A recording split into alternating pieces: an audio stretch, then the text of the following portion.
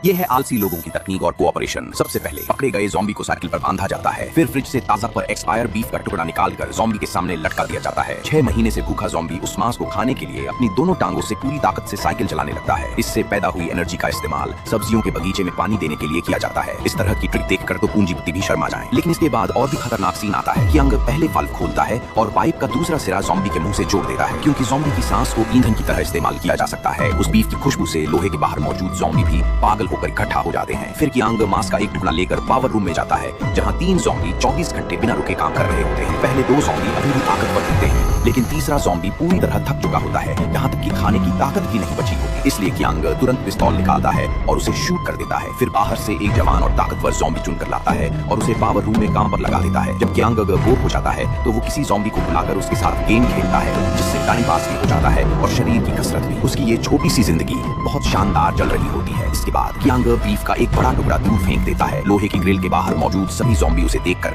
भागते हुए वहां पहुंच जाते हैं। इस मौके का फायदा उठाकर कियांग बाहर निकल जाता है। ये कहानी हमें सिखाती है, अगर तुम आलसी बनना चाहते हो तो सबसे पहले तुम्हारे